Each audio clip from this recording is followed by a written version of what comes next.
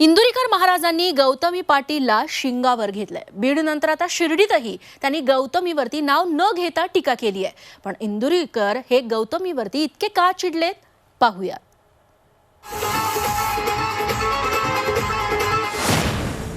इंदुरीकर महाराज आणि गौतमी पाटील आमने सामने। 3 जाण्याला लोक 3 लाख रुपये देतात आणि शेट्या घालून घेतात।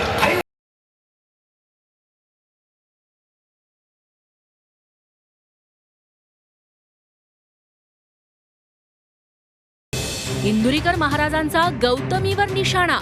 जे माणसं खरं काम करतात त्यांचा भोंग्या करणे।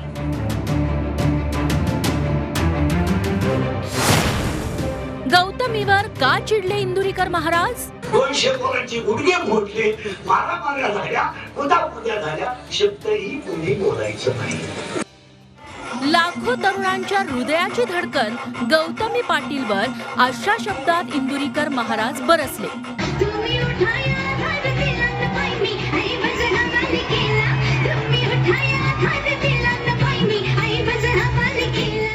एका कार्यक्रमासाठी गौतमी तब्बल 3 लाखांच्या पुढे रक्कम घेते। लोकही एवढी रक्कम देऊन तिचा कार्यक्रम आयोजित करतात। यावरूनच इंदुरीकर महाराजांनी आपली खदखद बोलून दाखवली। बीड नंतर शिर्डीतही इंदुरीकरांनी नाव न घेता गौतमीवर निशाणा साधला। कीर्तनकारांना 5000 रुपये जास्त मागितले, लोक म्हणतात त्यांनी बाजार मारला।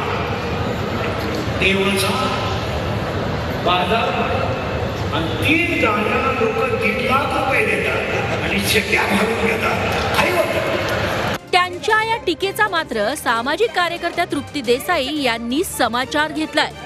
गौतमी पैसे कमावते तर इंदुरीकरांच्या पोटात का दुखतं असा सवाल त्यांनी केलाय।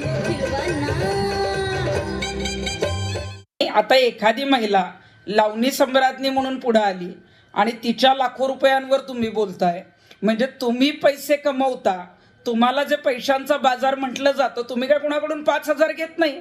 तुम्ही किती पैसे घेता हे सगळ्यांनाच चांगलं माहिती आहे।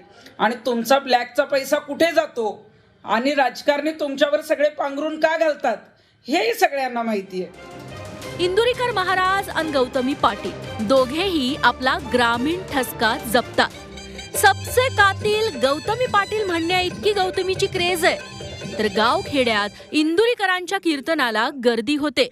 आता हेच दोघे एकमेक